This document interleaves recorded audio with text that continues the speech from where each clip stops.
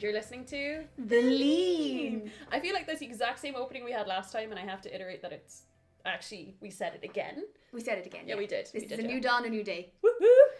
Oh my god! So today's episode, Ciara, give us a... Okay, so today's episode we are talking about something that is very, very, very close to my heart. Mm-hmm. Today's episode is entitled What We Think Team Interpreting Is. Mm-hmm. I love team interpreting. A wise woman once said, teamwork makes the dream work. To point out, that wise woman is Ciara Grant herself. It was me. Yeah, it was you. I love, there's nothing that brings my soul greater joy than working in a team. I don't think that's being dramatic. I think that's honestly just being truthful to who I am. All my favourite jobs have been as part of a team, whether they've been really difficult tasks or not. I just love working as part of a team. I just love it. But I mean, there's so much to teaming. I mean, you have backup, so if you don't say something properly or you forget about something, you've got someone else there who can bring up points. If you're like, in the prep conversation part of things, setting up for a conference or a meeting or whatever, you've got the second brain, the second head to be like, well, what about this? And you're like, oh yeah, love that. You've also got the unconscious support that someone is there. Hence the name of our podcast, The Lean, in case you didn't tune into our previous episode. Knowing that someone is there to support you and if you need it. Yeah. And even if you don't need it, even if you just like that feeling of reassurance. Well, that's to pull you through. That was one of the things I have in one of my notes about you've got teams who actively work together. So like you and I, when we work together, it's always been active, leaning into each other, hence the lean, or feeding things or writing notes down between to like support each other. But then you also have teams where you work with someone and you're like, oh, they're looking at their phone and I missed that number. And looks like we're just gonna keep on going through. Yeah. Which I think is important to point out when it comes to teamwork. It starts before you actually arrive to what you're interpreting. It very much is in the preparation. You know, it's very much in those conversations you have before and you explain how you like to work and you see how they like to work and how you can kind of bridge that gap between both your working styles, if that makes sense. Absolutely. Deborah Russell has like 3 or 4 papers on conversation. So Deborah Russell is the ex-president of the World Association of Sign Language Interpreters.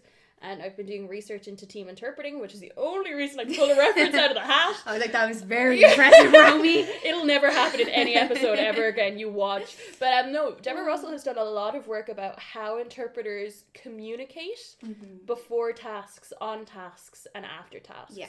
And she constantly states the importance of communication. Yeah. Which is, ironic. I was just about to say a bit ironic, but like true. Absolutely true. Because if you don't know what your colleague needs or wants, like it could be curveball after curveball. Is the last additional stress you need on top of interpreting. Exactly. Oof. I love our job. So do I. I love our job so much. I mean, not just the podcasting queens that we are. Aside from world domination. Absolutely, which is basically what this is all about. Yeah. Do you have like a favorite memory of like one of your favorite teaming experiences? It doesn't have to be with me. It does not have to be with me. Okay. That wasn't even on my list of things to talk about. But That was a good question, Romy. Hold on, give me a moment. I'm trying to think. I think definitely my favorite tasks in Ireland have always been with you as a team interpreter. No, like, and that's 100% serious. When we had that evening task with you, me, and another interpreter, yes. You know the one.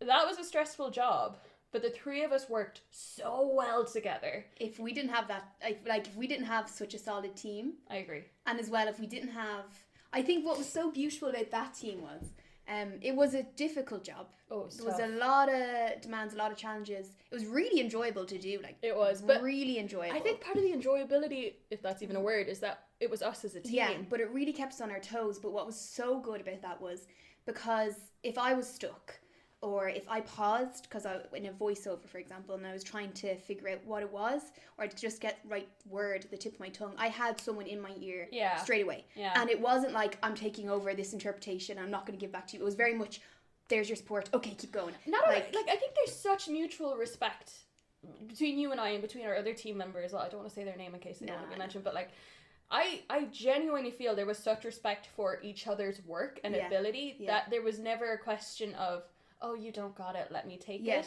Like, egos were at the door. Yeah. Now, I understand, of course, in some situations where at the end of the day, it's who you're interpreting for. That's the most important part of the situation. Absolutely. It's not you. It's not your ego. It's not what other people think of you. It's someone else. Because, you know, you're becoming their voice, if you like. It's how people are going to judge them. So if you're getting stuck on something and it just is just not working well and it's just looking bad, to be honest, and that's going to reflect badly. If you have a team interpreter who kind of says, maybe just I'll tap in and not be afraid to be like, okay, you do it. Because I think as well, being self-aware when you're in a team is so important.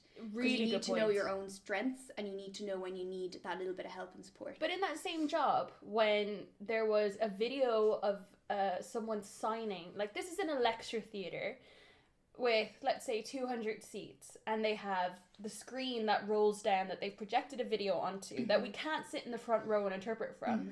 So you and our colleague went to the back, and our colleague originally started it, and she was doing a good job, but she was self-aware that there were troubles. And I mean, it was such a tough, there was so many demands. I mean, the projector was really unclear. The lights were all on. We had to leg it upstairs, and we were out of breath when we got to the top. So that was one of the major challenges. And like they had already started the video, and it was tough. But the fact that there wasn't self-awareness between the two of you, you were there to support her, and then she was like, I need to breathe. Exactly. So if you wouldn't mind. Yeah, and it was very much the show has to go on. Absolutely. It doesn't matter if I'm the one going on or not. You know, that kind of way. Oh no, it's a really good way to put it. But having that, and trust again. So important. Trust is so important in everything in interpreting and within your interpreting team. If you don't have the trust that you know that someone's, you know, they're going to tap in, do their bit, but then give it back to you rather than you feeling like, oh, they're going to take over everything. And then that just can sometimes just have a really bad effect on your own confidence. You might feel like, oh gosh, maybe I'm not doing a good job. Yeah. I've had it with a colleague I work with, a phenomenal interpreter. We've worked really well together on many occasions. But on one particular job, it was of particular importance to them. And I just remember feeling, afterwards, we had a really lovely conversation about it. But I just remember feeling my confidence was knocked. And like for them, they were trying to manage the situation. It was a really challenging job. But I just remember afterwards being like, oh, I kind of wish we did have conversation before, but not in enough depth for me to understand where their management of the task was going. And it really was like, I felt out of the loop. Things were happening, decisions were being made. And I was like, I don't know what's going on, panic. No, I agree with you. Trust and respect and power dynamics are fun conversation. They truly are. They truly are. Sorry, you were talking about what was one of my favourite I was going to bring it back to that now. So one has just popped into my mind. This was within my first couple of years of interpreting. And I was very, very lucky to have a regular team interpreting job with someone that I worked with every single week. So it was brilliant, and they became a little bit like my interpreting mentor. My interpreting big bros, I like to call them. Oh, I know who you're talking about. Yeah, we'll meet them later on in one of the episodes. Yeah, we will. My sensei. But there was one particular occasion where the person we were interpreting for, they were standing up and they were presenting in sign, and they wanted to break the ice of a whole situation. So they wanted to tell a deaf joke, so a joke that would be said in the deaf community. And my co-interpreter was on and had already heard the joke, like I'd say a few times. But still cracked him up every single time. So much so, he couldn't even get as far as punchline. Every time he went to start to say it, he just burst into fits of laughter. And then, just couldn't hold it together. Eventually, no, actually, sorry, I'm going to have to get Ciara to take it over. But it was beautiful. Well, first it was really funny. And so it certainly broke the ice. And it was actually just like a great atmosphere. And I suppose not being afraid to admit when you're you just can't go on. Absolutely. But lovely that there was that kind of team moment where you could just tap it over. And I think a very clear example of when you may need your team interpreter to step in. I think I always need a team. I mean, sometimes, me too. But sometimes I'm in my own world. And you have an off day and you're on your own. You're like, look, I just got to do the job. And you come out and you're like, shit, I should have thought of X, Y, and Z beforehand. But as part of a team, two heads are better than one. And if you've got someone you can communicate with, that you trust, that you respect, I mean, it has all the ingredients for success to be. And I think as well, that kind of brings us to feedback and how important that is, because a lot of the time as an interpreter you may be working by yourself with kind of limited opportunities to get others to feedback on you. And you have to kind of do a lot of self-analysis, which can be tricky. Also, it gets a bit stale. Yeah, and maybe you're just missing things, because that's Absolutely. normal, like you just become unconscious to things. I think really important to have your team, and never to be afraid to ask for feedback. And I think also when you're giving feedback, important of course to do it in the right way. You don't want to like knock someone down, because that's not going to help anyone. But at the same time, you don't want to give overly positive feedback, because that's not going to help you either. So I think having that nice balance, or even doing something like, again, we're talking about preparation before you even begin your job, how you work, what strategies you're going to use, and maybe including that in like, okay, afterwards we'll debrief. Do you mind looking out for this, and this within my interpretation?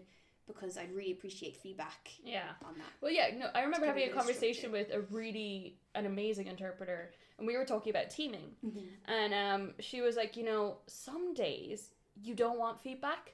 And it's nothing to do with who you're working with or the situation, but sometimes you're not in the right mindset. And I was like, actually, that's such a good point. You can, before a task with your team interpreter, mark that you want X and Y and Z to be looked at, or just an overall idea. But sometimes you can go into a job and your colleague could be like, oh, I'm ready to give you feedback. And you're like, would you mind we don't do it today? Can we put it off, or next time we work together? Because it's such a small community, you are guaranteed to see each other. You are guaranteed to see each other again. I thought that was a really important point as well. I suppose being very open and honest with your team interpreter. That's, again, back to the clear communication. That's it. I mean, that's what Russell says all the time. Like, she was talking about before a task, whether it's a hearing interpreter team like you and I, or a deaf interpreter, which we'll come to in our next episode, and a hearing team, that how you communicate and look for strategies and just being open and honest is amazing. But it can be very difficult to get to that point with your colleague. If you've never worked with someone before, you've heard of their reputation, whether it be good or bad or amazing, it's very difficult to get to that point, I think. It doesn't happen automatically. You, me, and the Terps, which I'm going to get Ciara to explain in a second. I mean, for all of us, it's fairly easy to click because we all went through training together. I think, we went through the dark days, so we know each other. But with brand new people, I think it can take time. It's true. Who are the Terps, Ciara? Do you want to give us a bit of a... So you may hear us refer to the Terps, or the Little Terps, our very formal name. Myself and Romy trained with a wonderful group of interpreters. We were the best cohort. Truly wonderful. Absolutely. Our class, we called ourselves the Little Terps. Little Terps. We continue to call ourselves the Little Terps. It's been like, I don't know how many years? 4 since we left. Oh my god. 8 since we began. Oh my god. Anyway, sorry. Existential crisis. Yes, anyway. Yes, and we are lucky enough to have 2 of these Little Terps here with us today. Yes. The wonderful Aisling and Orla will be joining us to talk about what we think team interpreting is. Because so far we've been talking about what Ciara and I think of it. Exactly. But every episode we will have guests on to see what other people think about it as well. And it's important to see what you think team interpreting is as well. So, feel free to let us know what you think too. Tweet us, email us, mention us on Instagram. Go visit our Facebook page. Woohoo, so many social platforms. Oh, look at us go. Look at us go. Can we talk about power dynamics? Yeah, we kind of touched on that a little bit in being like... Yeah, when you're working with the team. Yeah. And whether they've got a good reputation or not. Now, what I will say though is sometimes in a situation, naturally someone will have more power, because if they have worked in that situation before and they have a great history and a great rapport and a great trust level with those involved, take the lead, do your thing. Oh yeah. You know what I mean? Absolutely. And there are people out there who have so much experience. They've been out in the field for a really long time. They're well respected. They're phenomenal interpreters. That is a power dynamic that's worth, take the lead, go for it, no problem, no rush. Be over here fangirling. Don't mind me. Do it all the time. Can I just say that's literally been my life for the last 3 years. Every person I have interpreted with has been a god of my world. Literally. And I'm like names in books that I'm now meeting in real life. And I just I'm meant to work with you. I'm a complete ball of crap in comparison. I'm not diminishing my skills, but when you're working with someone who's been out there for 10 years in high stakes situations, and I'm here hello, I can move my hands real good. Oh my god. But those power dynamics, it's just being aware of them, I guess. And also there's been bad power dynamic situations where I don't know, people assume things, I think. Like, I'm thinking of, like, an interpreter I've worked with, and they're like, oh, I've got this, and they start, and you're like, whoa, we didn't even get to the point where we're like, how are you? How are you? Again, have you done this job before? I think self-awareness important. But equally to be aware when others, as you said, are incredibly experienced. Oh, absolutely. And, like, icons. That's a really good point, yeah. Where you can really use those kind of situations to learn from them. Not just work together, actually learn. Actively learn. You know? Yeah. I've worked with a deaf interpreter once. And the only reason I bring it up is it's the communication and the trust and the respect. And this interpreter, she's, my God, phenomenal. She's incredible. And I remember we had the conversation beforehand about strategies, and it was very different because, I mean, with voiceover, it was on me. Yeah. Obviously. You can do it where a deaf interpreter signs it to their relay interpreter who then voices it, but direct is always better. And I remember we had really good conversations like, how can I support you in this situation? What can we do? And I remember thinking it's so different. Kind of blew my mind a little bit.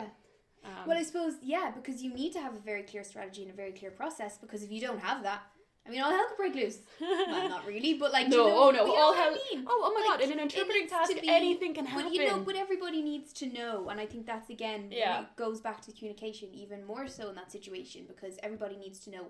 You know, when I do this, you do that, Like, it needs to like all work and flow. So basically, it all comes down to communication, trust, and respect is key. Funny you should mention strategies, Romy. Now, I don't know if we're going to mention this when we have our guests on, so feel free to cut this out, future Romy. I love strategies. I'm not going to cut this out. The reason I'm not going to cut it out is strategies are so important. Strategies. I just don't want it to repeat, you know what I mean? Yeah. But back to my love for strategies. There's a few strategies I use specifically when it comes to team interpreting. Okay. And my number one, and anyone who's ever probably worked with me ever knows this one, is the Watch of Wisdom. The Watch of Wisdom is a great one. Okay, I'll explain the Watch of Wisdom to those who may not know. So I always wear a watch. My arm feels really bare without a watch. So I'm always wearing a watch, which is very handy as an interpreter, specifically when you're working in a team. Because, say, for example, you agree you're going to do 15 minutes each and then you're going to swap over. But how do you do that in a way that's like subtle, easy, gets, the communication across? You can do a little tap on the knee, sure. That can be ignored. But sometimes people may not feel it if they're really in the moment. Sure. And I think my little trick of having your watch is I take it off now my wrist. Yeah. And passing it to the person after your 15 minutes just works. It's subtle, but it's like... It's so smooth. So smooth. And it's like the person physically has to stop to hold the watch and then boom, you're switched. Right, because I remember having a conversation with you. I was working with an interpreter and they kept starting. So if it was like, let's say 15-15, they would do their 15, I would tap them, we would switch over, and then I'd be doing like 10 minutes and then the interpreter would take it back. And I remember being like, whoa, the time balance isn't there. My points could be cut off. Also, this could lead to burnout for my colleague. And I remember asking you about it. Like, we had like an umbrella confidential conversation going on. I don't even know if that sentence made sense. But anyway, we chatted and that was your Watch of Wisdom moment. Watch of Wisdom. But it's not just clear to your interpreter. It's clear to who you're interpreting for. That's really good point. Yeah, because they know, okay, there goes the watch. Okay, we're switching. You know what I mean? Such a good point. So, and it just works. I love it. Because at the end of the day, we're all a team. Everybody involved in the whole situation. Not just the interpreters. We're all a team. What did I say? I said teamwork makes that dream work. And here I am living the dream with my watch. Give me another strategy then. Okay, another strategy that I like is... yes, now this is more specifically, I would say, for like conferences or something like kind of lecture based, something like that. When they use names or like the names of speakers, especially if the names of the speakers are quite confusing. And look, I'll be the first to say my spelling's not great. I try my best, but sometimes spelling's hard, especially names that you've never, ever, ever come across before. Like from different cultures and countries. Yeah, so having that again goes back to the prep. Having the names written out kind of big so that your team can like hold it up for you when the name comes along and down. Yeah. So easy, but it just makes things so much smoother. It also makes it look much more professional. I've worked on camera at like massive, really big conference. And this was an international one with names coming from all around Europe. And I was like, no way. And my colleague, she's the same as you. She does the like hold up of card with the name, and it just looks so smooth. When you're watching the camera as well, you're like, oof. It's just... she knows that name. Yeah, it's just... I think it works really well. It does. It's just one that I love. It's also a very good control of the demand as well. Robin Dean and Pollard would be so proud of us right now. So they're a couple of my favourite strategies. They're ace strategies as well. So that's what we think teaming is. That's teamwork. That's what I think team interpreting is. Yeah. You know, and I think we've covered a lot of points there. There was a lot in that. Yeah. A lot. And the exciting part is next we'll have our guests. And they'll give a little bit more perspective what they think teamwork is. What they think team interpreting is. Can't wait to find out. Legends of our time. Yes! Aisling and Orla coming up next.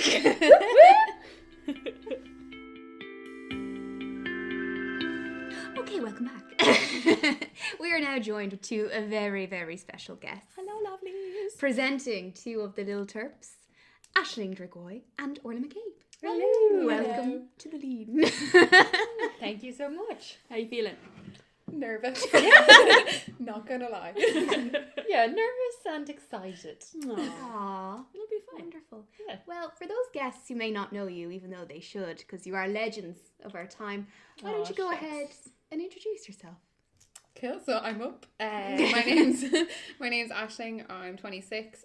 Born and bred in Dublin, and been married for almost 2 years now. I can't believe it's been 2 years. I know. It's Aisling and I haven't seen each other since she got married. What? We met like 3 months before, and we haven't seen each other since. Remember we went out for drinks in town? Do you remember? Yeah. It's been ages. Oh my Wild. That is just crazy. before you went travelling around Japan. That's right. There you go. Yeah, there you go. So fun fact, it was a nice little reunion hug when we were out. I almost cried. I was like, So yeah, that's me, and I've been interpreting for, are we going on 4 years now? Yeah. 4 years, which is amazing. And last year I started going into more medical work, which I'm really enjoying. So oh, cool. It's very exciting. Yeah, so I'm Orla. I'm also 26, also born and bred in Dublin. I've been interpreter for 4 years now, as we are all the exact same graduating class. We all know that. My work is mostly in education, but I also work in conference and general commercial business life. And yeah, that's about it. Very I can't believe it's been 4 years either. What is time? If anyone who doesn't know, sorry, I don't know if we mentioned this. Go I for don't know it. if we mentioned this earlier. We all studied together in We a great did. little class.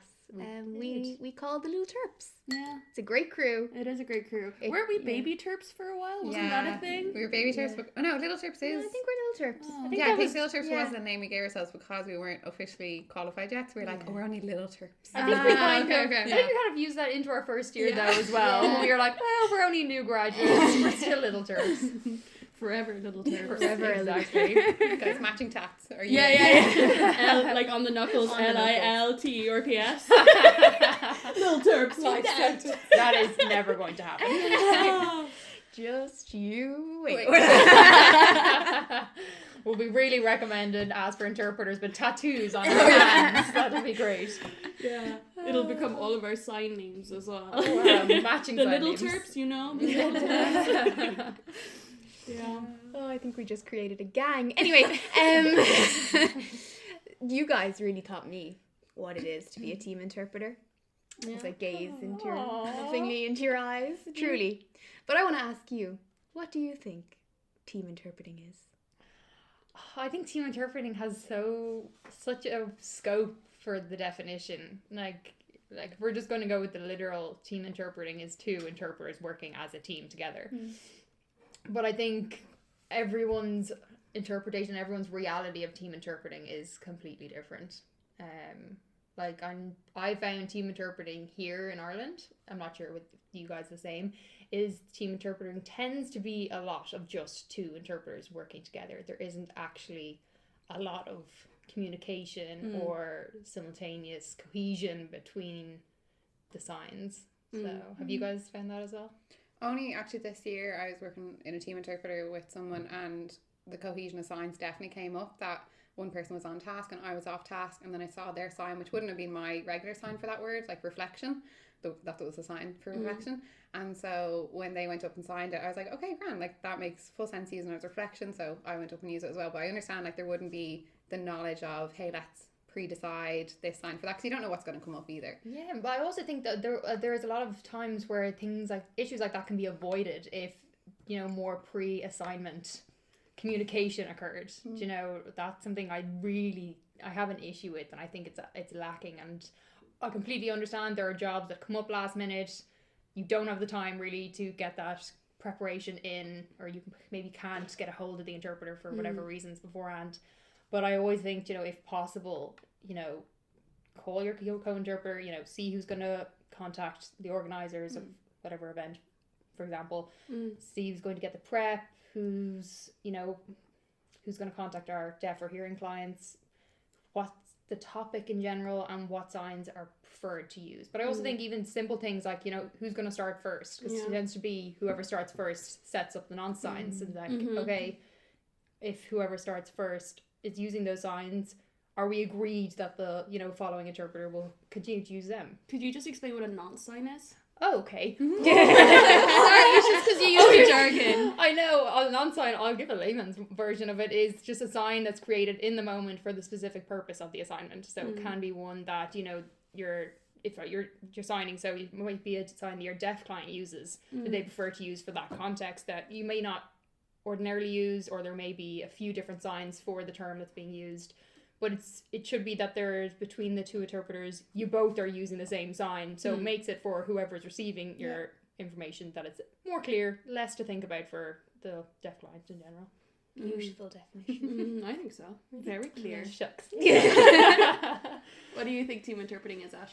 Yeah, team interpreting, mainly what Orla was saying is in, like, it is just two interpreters, or two or more interpreters working together. And for me, what I've loved about working in a team is the support and feedback that you can get from someone else. Like, Absolutely. I think a lot of the time we start working in maybe settings that would be just for one interpreter, and so you don't get that natural feedback that we would have got in college, or we would have had for 2 years technically. And you really miss that then when you're out on jobs. So having another team interpreter there, having that support, or in cases like where me and Ciara work together, where like I could either be on task and have maybe just misheard a word, and you've someone there to just literally support you and have your back and say, oh, that was the word. So I think having team interpreter jobs definitely work for me. They work nicer. I don't know. It's interesting. I've been doing a lot of research into team interpreting recently, and there's a lot around this exactly. It's like two people who happen to be a part of a team because the job is really, really long, but they don't necessarily work effectively together. And it's not that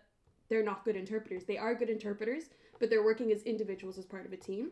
But then there's the other team where people are thinking, okay, we've got a goal here as a team to utilize our skills, our resources as best as possible before, during, and after the job to make sure that it's as clear as best as possible for all end users involved. Yeah. And I think it's shifting. Yeah, I think a lot of times people have this issue with letting go of their ego. And it's different than being proud of your style and being proud of your work and, you know, making an effort, because of course we all should be doing that anyway. But I find with some people, they're like, even like we were mentioning feedback earlier, I don't understand why any interpreter wouldn't be open to feedback, because the whole point is to improve your skills for the benefit of your clients. So that to me should be a given, that any job you go into, you should say, do you want to give each other feedback? And it could be that, you know, the feedback is, I would have used that sign in that context. Do you know, it could be something that is, you know, it can be taken on board or can't be, but feedback is so important. And I think it just, especially because the language is always changing, and that's something that we were taught when we were learning, is that signs are always being adapted. So putting aside your ego in order to get the goal of the environment should be every interpreter's number one consideration. But I also think it's important that you said we as a team should go in and ask each other about whether or not we want feedback, because I think there are times where people give feedback and you're like, oh, we hadn't had the conversation beforehand and now I'm completely thrown because you've taken notes on me but I haven't done something to reciprocate. So it kind of causes an odd dynamic. Yeah, but I think that's where having the conversation before the job. Absolutely. Saying, you know, simple things like, okay, are we doing feedback? Are you open to these signs? And even, like, that sounds so stupid, how would you like to hand over Yeah. after 15, 20 minutes or however long it is? Like, because there have been times even... Yeah. I know Ciara is very famous for handing over her watch. I do. I love to whip And out that's my watch. it. But there are, some people prefer a tap on the leg. Some people just prefer a genuine, really over-exaggerated shoulder to the side. It's yours now type of movement. But there have been occasions where, I had, for example, an interpreter whisper to me, and it's just so I couldn't hear it, and for all I know, they could have been whispering to assist me or feed me something I'd missed, and I couldn't hear it, so I kept going and kept going and kept going. Wow. And after 45 minutes, They didn't try when there was a again. natural break, I eventually said that when there was a natural break and everything stopped, I turned and I was like, "You said something to me. What was it?" And they said, "Oh, it was my turn." And I was like, whoa, straight away, we need to have a conversation. Yeah, you have to take it, because it's not going to benefit anyone if my, processing starts to deteriorate. It's not going to benefit the client, and, You are a scary person, though, so I could imagine someone being like, it's break time, and you not hearing it, and then being like, oh, she doesn't want, okay, we'll just sit. That's me, Comment there, Romy. Kitten is scary. You used to hate me, come on. Okay, No, and I mean... we don't need to get into that on the podcast, No, Romy. I just mean, I could totally imagine it being someone like, oh, okay, she doesn't want to take... And at break time, you being like, what did you say? And then being like, oh, she didn't hear me. Well, Do you know what I mean? I had the opposite. Only recently, we were working with a team interpreter, and when you go off at the kind of quarter past, it had gone just slightly over, so I wrote that down in like our little notes and passed them over saying, I left you on a little bit longer, hope that's okay, thinking that I'll still be taken off at the half mark, and the poor team interpreter just hadn't realised what time they were taken off at, so literally it just goes all the way up until 1:45. Oh, no. And actually they're like, this feels long. I'm sure it's not my go anymore. But issues like that are Yeah. simple things that in a 2-minute conversation on the phone before a job can be, sorted out. So Communication. communicate. Funnily enough, all our jobs are communication, and sometimes we do it quite poorly. Yeah. Is there any one team interpreting experience that like sticks out in your mind that you're like, that's team interpreting, or for the opposite reason, like that's not team interpreting? I have lots of them that's not team interpreting, but I won't go there today. No, I think for me it was that just job recently as well, and the team interpreter would be more familiar with that dynamic, and so we had chatted beforehand, and they were letting me know and catching me up on different meetings that had happened and taken place beforehand. Nice. So that was So they really, had a lot of context. Exactly, a lot of context, and there was there was more than one deaf person present, so like different voiceover work may have included both of us speaking at the same time, and this person would be more familiar with the signing styles of the deaf people who were there, and I wasn't that familiar, and so certain signs that I had never seen before, or even that were just maybe like name signs or something. or specific to that person, that's just how they sign this certain terminology. Non-signs. Hey. Hey. For a deaf person, is it a non-sign as well? That's a good question. It could be a home sign or just home sign. or location assigned based on where they live. Like that could be. Yeah, I would have probably said that this person used more home sign. That would be my kind of perception of it. And so when I was voicing over for them, it was great to have that person there knowing that they have way more context than me, and I had no problem leaning in. And even for me, I then put my hand to tap to say like, I need help in this moment, like I haven't caught it fully, and letting them know they can take fully over in that scenario, but also knowing, and I think that's where you have your conversation beforehand, knowing when I'm going to then take it back on. It's not I'm fully giving over to you now, it's your time, it's I just need help for this like 30 seconds and then I'll take it back. So having the trust that they're going to believe in you to be able to go on. Exactly. So that was a really positive team terp experience. Could you explain home sign for people who don't know what that is? Thank you, Romy. I was Sorry. hoping you would ask. Sorry. Romy Dictionary O'Callaghan. I'm just thinking there could be people who have no idea what sign very language true. is. So Based It's our broad audience. Based on no research on this, my definition Apart from of your home 4-year sign- degree. There we go. Yeah, my definition of home sign is a deaf person who has grown up in maybe their home environment or their location, and signs that they would use for certain words. So the maybe established sign for table would be used by the wider deaf community, whereas in their home sign they used a different sign for table, for whatever. that was Great. beautiful. That was lovely. Cool. Examples of good team interpreting. I have one excellent, the dream example, which was an event. Better involve one of us. Yeah. Were we all there at the same time? It does not. It was not with Was you it guys. a 4-person team? Could you imagine? That'd be fun. No, I had a really, really great interpreting assignment recently, and I can talk about it now because it's all public. Where I was one of the 2 interpreters interpreting for a TEDx event. Oh yeah. And there was a deaf presenter, a deaf speaker, and a lot of hearing speakers. But in the days and weeks coming up to the event, we were involved in all the workshops, we were involved in all the prep, we had one-to-one meetings. There was so much conversation and so much of such a good rapport and relationship between the organisers and between everyone involved, like including speakers, that it's seamless. It was one of those just really satisfying, beautiful interpretations, because so much work had gone into it, so much work had gone into the hearing speaker signs, because I'm not sure you all know, TEDx speakers tend to be very specialised. They tell very personal stories, very emotional stories as well, but it's also a really big moment for any speaker to be up on that stage and be on that red dot. So for us as team interpreters, we really had to kind of decide who's going to be doing which speech, how are we going to work in the room, because there's cameras, there's lights, it's recording, it's going to go out on YouTube just like this, where everyone's going to see. But we had such a great relationship with our deaf client and with the hearing organisers, that it was just beautiful. And did you guys have many conversations as a team? Yeah, we did. We had a WhatsApp group. We had many of them set up between like us and the organisers, us and the speakers, then us and the deaf client, and then just between us ourselves, kind of just negotiating how things were going to work on the day. I actually was an interpreter who came in second. I replaced someone else. So a lot of the initial organising was done before I got there. Oh my God. Nice. But we were able to communicate really clearly. We'd already decided, who's doing the voiceover for our deaf speaker, how we would best support each other. We had set up beforehand. And it was all very, very open to feedback. It was all, let's do what's best for our clients. We're going to do what's best for the audience. And we really got to collaborate. It wasn't just, go in, interpret, do your job. It was very much how would you like to sound? How would you like to come across in this tone? And it came across so well. I was there in the day and I literally bawled. I was like, it was great. Everybody look it up. Joanne Chester, TED Talk, just saying. Give her a shout out. I watched it. I was working at a job where I was basically on call. And it came up and I watched it and I started crying. And then of course my deaf client tapped on my shoulder, so I just quickly yes.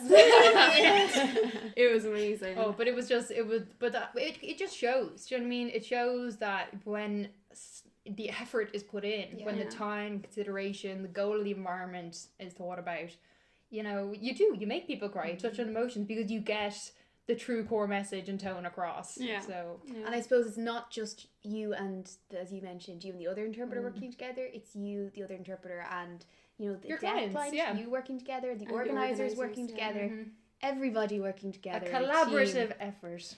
Teamwork makes that dream work. Oh, good Lord. Yeah.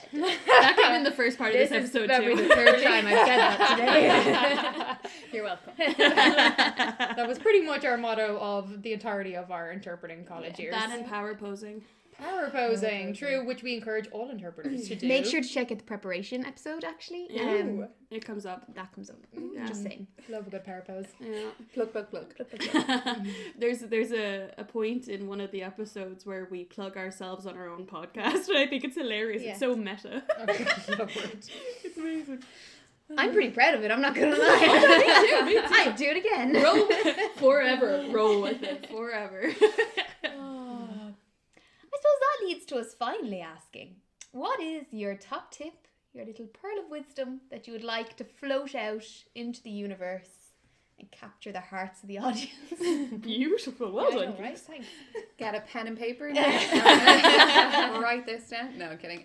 For me, I think my top tip would definitely be if I was talking to another interpreter working in a team environment, is your attitude is everything. So I would happily work with someone who had a good attitude and open to feedback rather than had the top skill.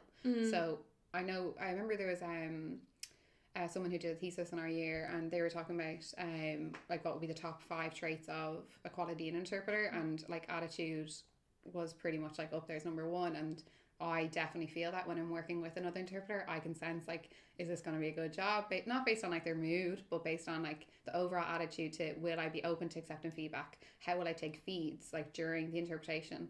Or afterwards, do we chat about it for 5 minutes, or does someone have to run off? Like for me, attitude I find is my top tip. So if anyone out there studying to become an interpreter, keep up a great attitude. That's all I gotta say.